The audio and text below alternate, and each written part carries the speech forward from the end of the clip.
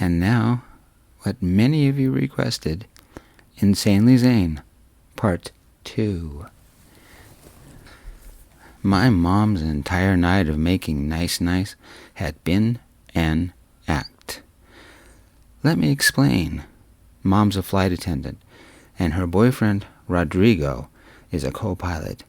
They make very good money, a gigawatt more than me.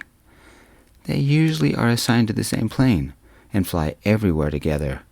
When they stop for the night, they go out to eat at some high-class restaurant and visit a club for a night of dancing.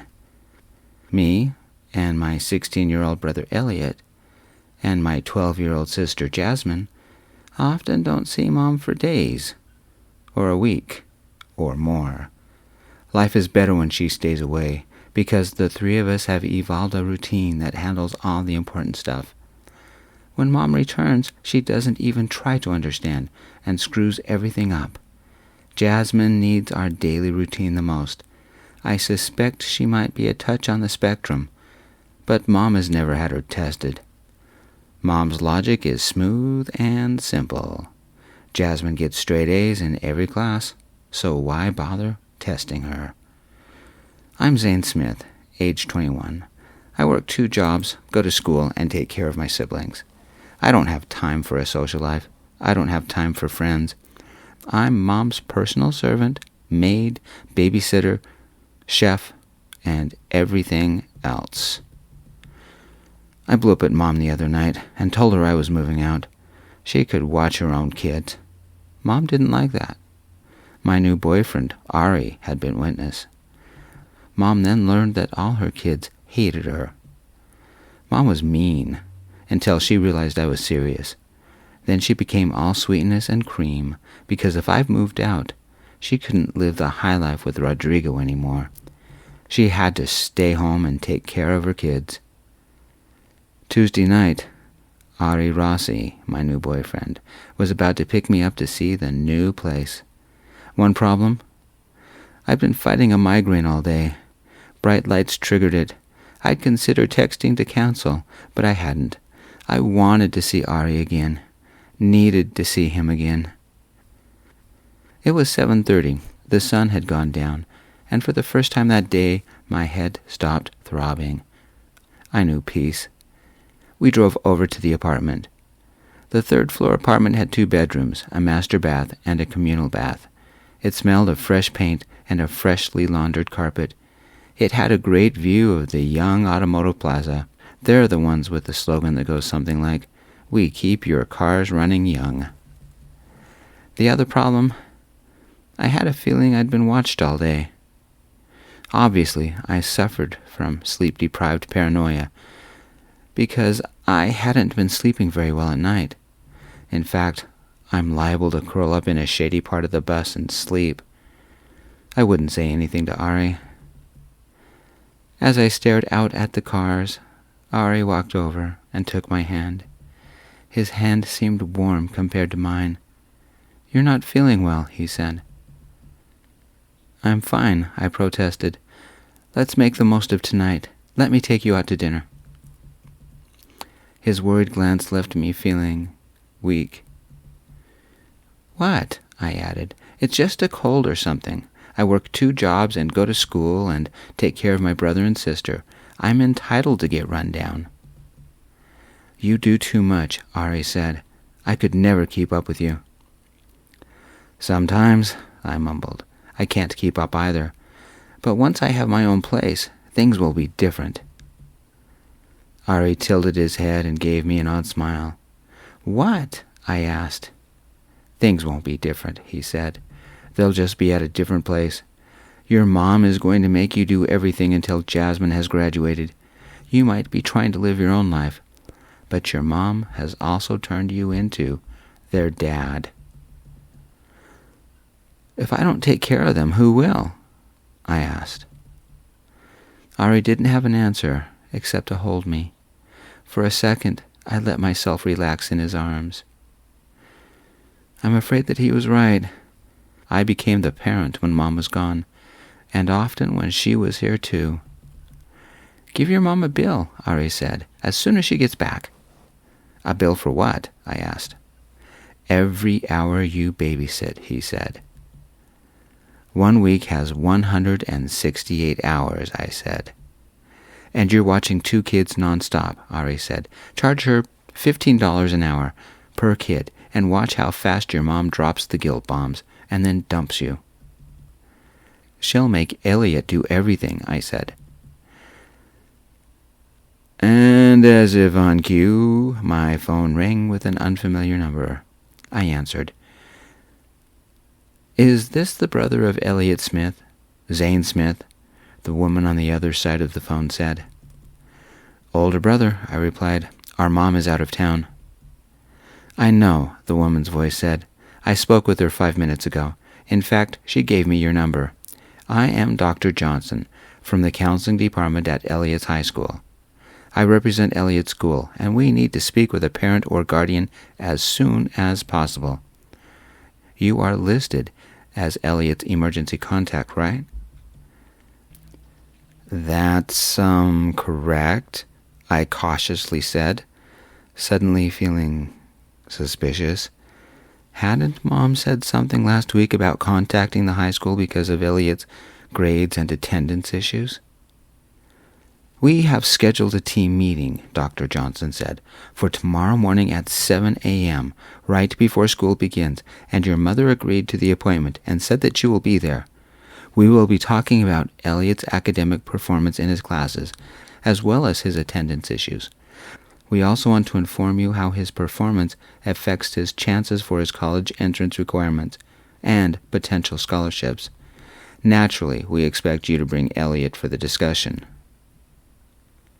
I closed my eyes and felt the panic overwhelm every single one of my internal organs. What had Mom done to me this time? She threw me under the bus and then backed over me. I tried to be polite, but the anger leaked out. Excuse me, I said. There is no way I can be there. Mom is wrong. Don't you care about your brother's future? Dr. Johnson said. I wanted to say, like Mom cares about mine, but instead I spoke right over whatever Dr. Johnson was saying and said, Don't guilt-trip me, lady. I get off work at Bernie's Bagels at a little after 6 in the morning. I spend a few minutes getting to the bus stop and catch the bus home at 6:35. The bus drops me off in front of my apartment at 7:10. Once I get home, I have to make breakfast for Jasmine and Elliot, pack them a lunch, and then get them off to their buses. Assuming there is nothing else happening, I get 5 hours. Get that? 5 hours sleep before I make them dinner and leave it in the fridge because I have to go off to my classes. And then it's time to hurry home and make sure my brother and sister get something to eat and do their homework before I catch another bus to my part-time job and then head to my full-time job at Bernie's. Somewhere in there I have to get my homework done. So, no, I will not make it at 7. I see, she said. Then you don't have access to a car? I can't afford one if I want to pay tuition, I said. Look, Dr. Johnson, I'll do the best I can, but the soonest I can actually get to the school is 10, and that depends on the bus schedules, and I have to leave by 11:30 at the latest to make connections for my classes. You won't get any sleep, Ari whispered. I grimly smiled at him and said, Welcome to my life. This would have been more convenient for the teachers if we held it before school hours, Dr. Johnson said. But I'll let everyone know that the meeting is now scheduled for 10 and to make alternate arrangements to find someone to monitor their classes. I hung up feeling both guilty and terrified. Though I had the night off from my part-time job, I still had to report to Bernie's Bagels by 10. My soul felt exhausted. How do I do this? I wouldn't let Ari see how bad I felt inside and how much worse I'd feel tomorrow. We went to some cheap taco place for a quick dinner, and I called Elliot and told him about the meeting. I thought about calling Mom and yelling at her, but it would do no good. Right before Ari dropped me off, he kissed me, even nuzzled my neck a little. For some reason, I felt energized that night. I didn't get tired. I didn't lose focus. I didn't even get hungry. I worked as if it were daylight. Until just before quitting time. It was like the entire night's exhaustion rushed in all at once. I don't know how I stayed awake long enough to ride the bus home. I got out the cereal boxes and milk, but it didn't look that appetizing. For me, I made an egg omelet with the last of the eggs, adding bits of sausage and leftover hamburger that I gulped down without tasting. Instead of indulging in my 5-hour nap, I saw my brother and sister out the door, packed me an extra-large thermos of coffee and a couple of snacks and left. While my brother could take a school bus that would take him directly to the high school, I had to rely on the RTC, public transportation in Vegas. It wasn't a complicated trip, but it did require one transfer and a lot of sitting. I arrived at the high school a little before 10, and I walked through the main doors and followed the signs to the main office. Back in the day, I had been to this high school. It hadn't changed. Row after row of skinny lockers, the place smelled of sweat, perfume, deodorant, and hamburgers. Though I looked the same age as most of these kids. In truth, I was more than 3 years older. I sat in the office, drowsing for 10 minutes. Why did I feel so weak? Was I coming down with something? The weakness had hit me about 6 this morning, but it had started sometime this weekend. "It's our turn," Elliot said, lightly shaking my shoulder to wake me up. "Are you okay?" "Just a little dizzy," I said. "I'm entitled since I haven't slept since yesterday." Elliot grunted and said, "You didn't have to come today. In fact, it would have been better if you'd stayed home." I gave him my best exhausted grin and said, "Then the school would not have stopped calling." "At least they're not as bad as Mom," Elliot said. A woman arrived, looking crisp and sharp in her silvery gray suit, and she said, "I'm Dr. Johnson. Step this way, please." I immediately felt underdressed in my worn hoodie and worn jeans. I should have worn my suit, except I didn't own one. The hackles rose on the back of my neck. I didn't know why, but I suddenly didn't trust this woman. I stood a little too fast, and a quick wave of dizziness hit. Except for my small breakfast, I hadn't really eaten anything. Dr. Johnson led us into a conference room. A nice room. The walls were painted a soft mint green with dark green plants to complement.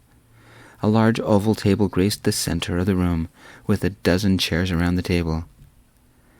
It was the people sitting in the chairs that made me suspect that this meeting was more of an ambush. Every single one of Elliot's teachers sat in one of those chairs, plus Dr. Johnson, and somebody I suspected worked in the counseling department, and no doubt the staff social worker. Elliot turned visibly pale. Suddenly, I was glad I hadn't eaten much.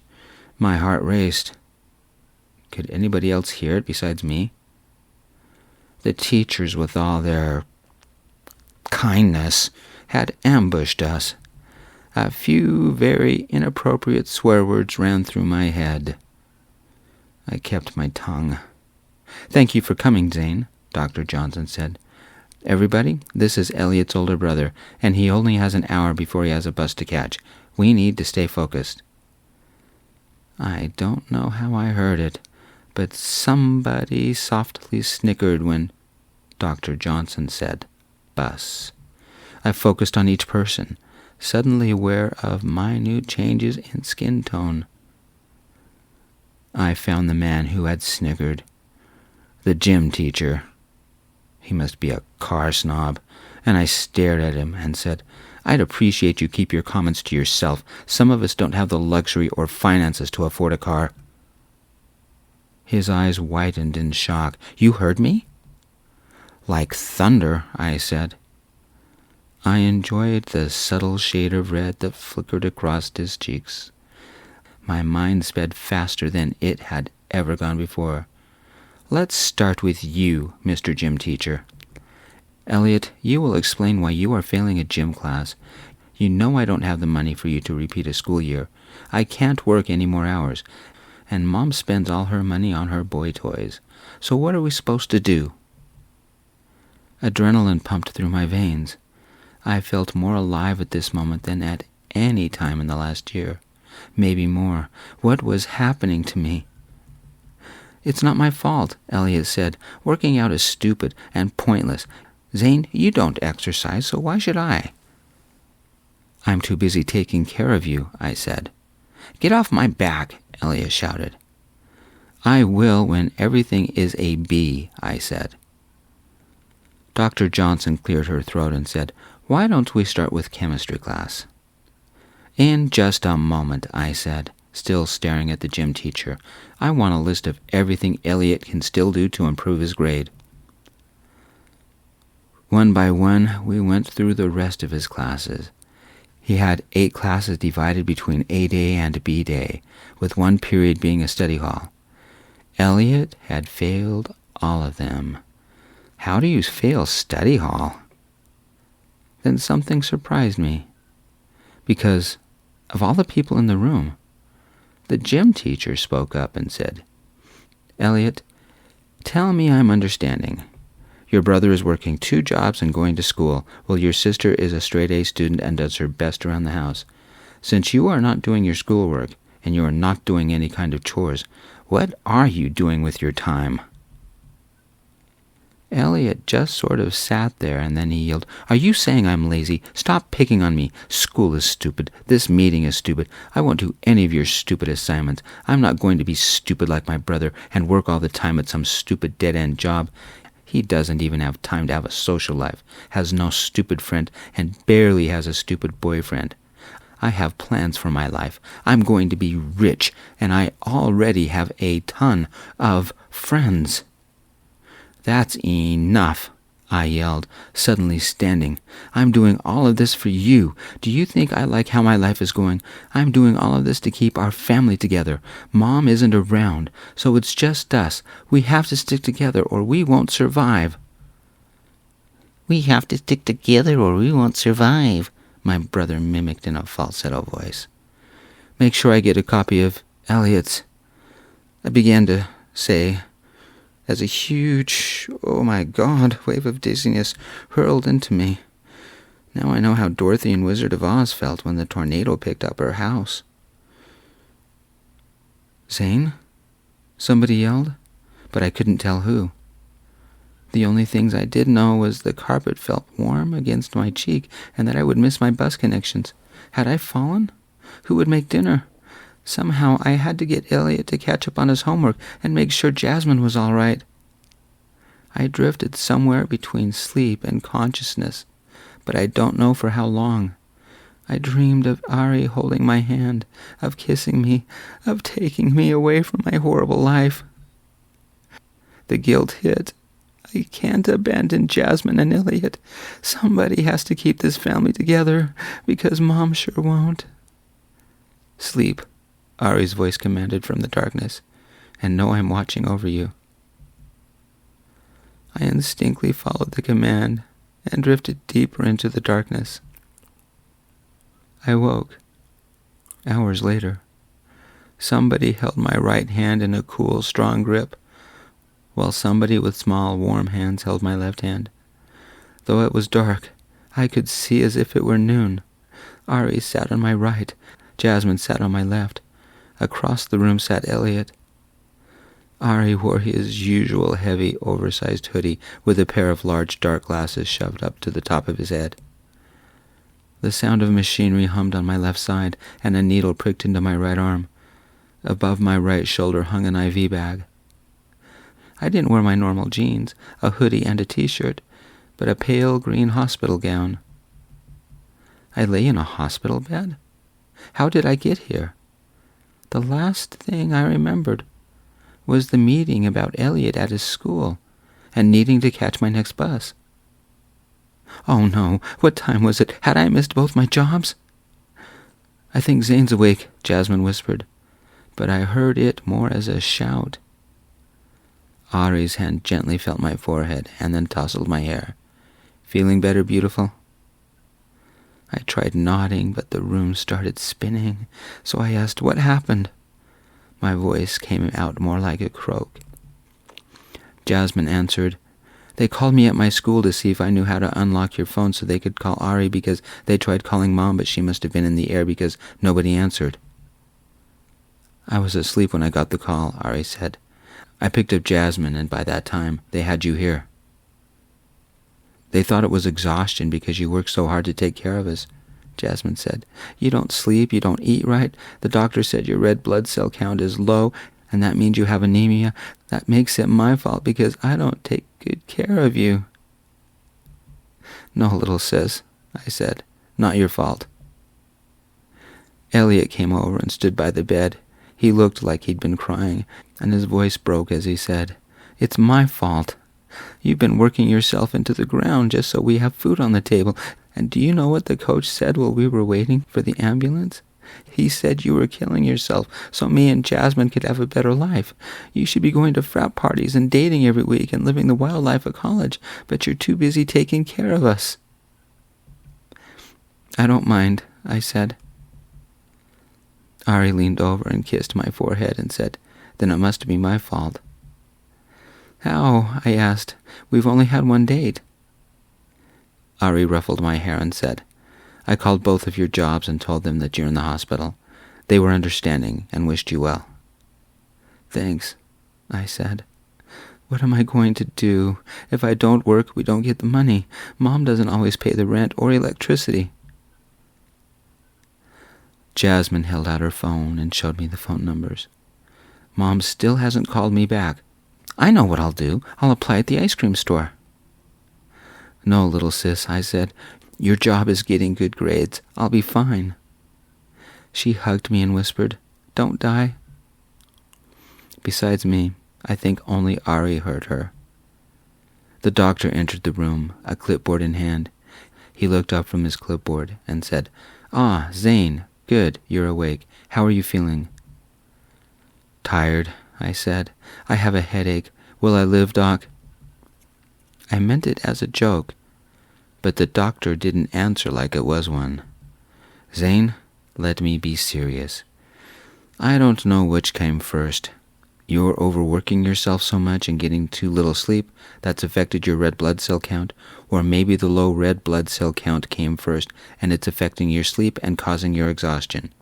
Either way, you're pushing your way through it, and your body is rebelling. What do I do? I asked. The doctor turned to Ari, and with a brilliant smile he said, I'm going to give your boyfriend an iron supplement and order more downtime. I'll expect you to enforce that. Doctor, I said, I work 2 jobs and I'm taking care of my family. I don't have a choice. The doctor gave a sad sigh and said, Anemia has many causes, and I'll refer you back to your primary care physician for more testing. Some cancers and internal bleeding and some types of diseases and traumatic injuries, even hemophilia, can all cause anemic conditions. Do you know what they all have in common? If not taken care of, extreme anemia can kill you. Is this a recent thing? Ari asked. For this level of red blood cell loss, the doctor said, no. This was either from a severe puncture wound or internal bleeding that has been going on for a long time. Think ulcer or cancer, but our tests have shown neither. Usually, even without a transfusion, your red blood count will restore itself in a matter of weeks, but yours hasn't and shows no sign of restoring itself. But you haven't been injured, Zane, have you? Ari asked. I racked my brain and finally said, except for the mosquito bites, there's nothing. Mosquito bites? Ari asked. Show me, the doctor said. I pulled down the neck of my hospital gown to show the 2 bite marks. They were puffy and itched and were a little more than an inch apart. The doctor looked at the 2 mosquito bites on the side of my neck. You would need 100 insect bites, maybe more, so I don't see a problem. They are infected, Ari said, and gently touched one. The doctor took a second look and said, "A very minor issue. I'll order you an antibiotic cream to take with you. The main issue is the unexplained blood loss." "If my boyfriend needed a transfusion, what's his blood type, and is any of that kind available?" Ari asked. The doctor looked at his chart and grimaced. "Zane has one of the rarest blood types, AB negative. According to our records, none is currently available, and the only other person in your family with that blood type is your mother, which means there is a genetic predisposition. I bet at least one of your grandparents had it too, and maybe one of your aunts or uncles or cousins." My brother has a rare blood type? Is that why he got sick?" Jasmine asked. "No," the doctor turned to Jasmine. "In my opinion, severe stress has caused the healing mechanisms in Zane's body to limit red blood cell production, resulting in anemia. Could it turn into something more serious than anemia? Or is it a symptom of an underlying problem? Both are a possibility. Zane needs rest, time to recuperate, and he will make an appointment with his primary care physician within the next week for further tests." "Excuse me," Ari said, and stepped into the hallway. Was he about to leave me? I can't blame him. I stared at the empty ceiling, feeling something crash inside me. If I didn't provide for Elliot and Jasmine, who would? Who would help Elliot get caught up and keep him out of trouble? Who would help Jasmine deal with life, be an ear for her to talk to? Would somebody call CPS because I can't take care of my family anymore? I'm such a failure. This sudden emotion swamped my whole body. I'm a failure. Zane, the failure. The big brother who failed. Warmth suddenly flushed my face and my eyes burned. I'm the only person who can keep my family together. I have to, somehow. Why would Ari want to stay around me? We've had one incredible date, but I'm too much work now. In one afternoon, I might have lost my family and the new guy I'm interested in. How would my jobs deal with this? I'd be fired. I'd have to drop out of college. This morning I had a life, but now I don't think I have anything left. I felt so empty, so hollow. "Hey," Ari softly said, putting his phone away. "Let's get out of here and get you something to eat, and then I am going to find you a safe place to sleep tonight. Elliot, Jasmine, you're coming too." While Jasmine and Elliot waited outside, Ari helped me change into my regular clothes. Why am I so weak? We stopped off at Gordon's Gourmet Burgers where Ari bought us whatever we wanted. And he left to make another phone call. "I'm sorry," Elliot said, and before he could speak any more, a tear slowly snuck out from his eye. "If I had known, I'm so sorry, this is all my fault, I'm sorry." "We'll figure this out," I said, "and nobody is blaming you." Elliot must not have believed me because he said, "I am sorry I made you sick." Jasmine, little angel that she is, said, "Elliot, Zane, we all know Mom is useless, so we are going to have a chore chart. One person looking after us all is making Zane sick, so we all have to work. We have dusting and vacuuming and dishes and toilets and making the food. And homework. If we all do something, the place will look nice and Zane can get better." Elliot looked at his burger and didn't say anything. Ari came back, putting his phone back in his pocket. "I heard what you said, and it sounds great, but first let's get you all out of here. We're taking a trip up north. I know some people who know other people, and Zane is taking a time out." "You too?" I asked. "Are you coming?" "I own the car," Ari said, and gave me that brilliant smile. "But I have school," Jasmine said. "Believe it or not," Ari said, smiling, "they have internet up north. We'll figure things out. I think it's time we put Zane first." We stopped off at the apartment, packed a few things, and within half an hour, the four of us went north. We went to a small town called Dead Man's Butte, an old mining and railroad town. Ari knew a couple who ran a bed and breakfast, the Mojave Bloom, on the northern outskirts of both the Butte and the Mojave, with an endless view of the desert.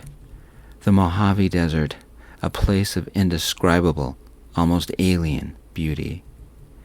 Though considered one of the smallest deserts, being a mere 25,000 square miles, it reaches into 4 states, California, Nevada, Arizona, and Utah.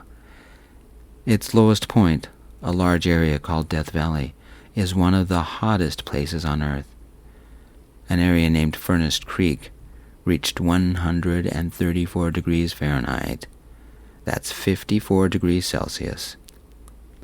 Suburban Las Vegas has close to 2.5 million people, with the number expected to rise to 3 million or more in the next decade.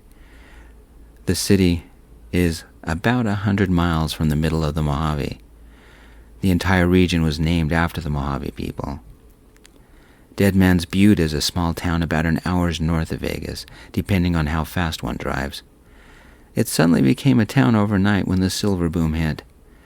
However, though there were other mining towns, most, like Morgan's River, became ghost towns when the railroad laid tracks through Dead Man's Butte and down into Vegas. The place Ari took us had a great view of some of those old tracks and the ancient train station, though now long rusted and falling apart. It had been years since I had been on any kind of a vacation, same with Jasmine and Elliot. I felt guilty. Ari was doing this for me.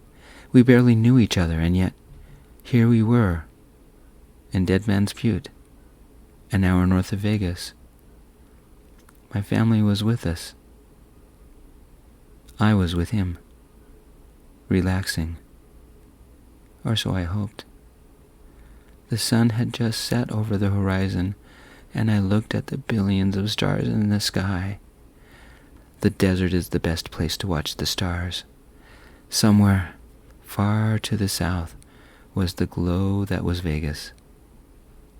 I spoke with Jasmine's school, and they don't mind her taking some time off. You'll need to talk to them, same with your jobs. How do you feel? Ari asked, and sat down beside me. He carried a heavy blanket which he wrapped around our shoulders, and handed me a green juice, to which he said, "Drink, it's heavy on the iron." "Actually, I feel better," I said, sipping the odd-tasting juice. "Thank you for doing this. But can I ask you a question?" "Shoot," he said. "Why are you doing this?" I asked. Ari looked out at the horizon for a minute, his breath stilling to non-existent. When he spoke, it was filled with fear, and he said, "I'm saving your lives." I kind of chuckled and said, "It's exhaustion. I'm not going to die, and Jasmine and Elliot are fine." Ari pulled out his phone, shifted to video mode, eased closer to mine. "You'll hate me after what I have to say, but I have to be honest. Please keep an open mind." "This is why you brought us to the middle of the desert?" I asked. He nodded and began to speak. "Native American tribes refer to us as they who thirst. Scientists thought us a metaphor for the plague, and that we didn't really exist. We've been called demons, devil spawn. Christians think we were formed from the droplets of blood Christ shed at the cross. The truth is, we've been around much longer." "You're not making sense," I said. Ari pulled my collar down just enough to expose the Band-Aids covering the 2 mosquito bites. He removed the Band-Aids and made a close-up video. I couldn't see what he saw, but something about it told me that I wouldn't like what I was about to hear. "Centuries ago," Ari continued, "a prince named Vlad wanted to save his people from the invading armies. He sought out and made a deal with the devil. Some say he made the deal with the original vampire formed from the blood of Christ. Others say he made the deal with Lilith, second wife of Cain. Still others say he found a god so old we don't remember his name." "What do all these old legends have to do with me?" I asked. "Look close," Ari said, and showed me the video of the mosquito bites. "Look for the first 2 bite marks. under the bite marks. You mean mosquito bites under the mosquito bites? I asked. Ari nodded. Even though it was dark, the screen was easy to see. So were the tiny bites, almost hidden by the blatant mosquito bites atop it. Ari stared at the image and delicately said, "That night, while we were making out, I made a mistake and lost myself. For a second, I bit you. I'm sorry. The doctor is right. Your blood is very rare. It took all my will to stop myself. You see, I'm a vampire. A vampire." The horror made me squeeze my eyes shut. "I don't have many friends," Ari said. "I'm lonely, and being with you took the loneliness away. There's maybe one of us for every 100,000 people, and we seldom meet. Each one of us has our own hunting grounds, and we stick to it. We're careful." "So there's about 30 vampires in Vegas?" I asked. Ari nodded and said, 30 very lonely people." The waves of despair radiated from him like a deep ocean current. He had been alone for a long time. Alone in a city of millions. I didn't know whether to hold his hand, or believe him, or run away screaming. Instead of doing anything, I waited. "We can go anywhere we want in Vegas. We don't even have to hunt. But if we do hunt, we're restricted to our zone," Ari said. "Hunting outside of our zones can be a death sentence." "Who decides the zones?" I asked. "The Blood Royale of Vegas," Ari said. "She's kind of like our queen, and before you ask, she's also the oldest vampire in Vegas." "Am I in your territory?" I asked. "Your work is," he said, "and your new apartment is. I'll help you move in because I need to protect you. Don't worry, the Blood Royale knows all about this, but we do have a problem." "What's that?" I asked. "I bit you about 9 or 10 o'clock Saturday night," Ari said. I took hold of his hand and said, "I trust you." "Technically, you live just inside Fraser's territory," Ari said. "He's a college student, a new vampire, and very shy. Though he has the skills, he doesn't hunt. The Blood Royale has set up a sort of black market for blood packs, and that's all he drinks." "Is somebody poaching his territory?" I asked. "The Blood Royale is looking into it, but that isn't the problem," he said. "What is?" I asked. "Somebody visited you after me," Ari said. I didn't understand the meeting, but I understood the horror as Ari looked at me. My little bite would not be enough to trigger an anemic reaction, and modern vampires are very careful about how they bite. It's almost a contest to see who can leave the least bit of a mark. You never would have noticed anything. You would not have suffered anything like what you're dealing with now. That's how subtle we can be. "But I did notice the bite," I said. 2 big infected mosquito bites, and I feel terrible. The doctor said it's probably anemia." "The older vampires don't feel the same way we do," Ari said. "For them, leaving a mark is more like staking a claim. He or she deliberately covered my simple bite with his and displayed to the world that you were his or her property." "Property?" I asked. "Cattle, blood bottle, pop top, drinky poo, straw," Ari said. "Those are all words to describe someone like you." "I don't understand," I said. "It's disgustingly simple. Some old vampire, some old one, is farming you," Ari said. "And to have the kind of reaction you're having, you've been targeted for months, maybe years. My little bite is nothing compared to what's been done to you. You've never noticed the bite marks before?" "No," I said. Ari took my hand, and something in his eyes scared me. Ari gave me a brave smile and said, He or she has the power to make you forget. They're dangerous. They wanted your blood, all to themselves. I wanted to scream. I wanted to laugh. This sounded completely insane.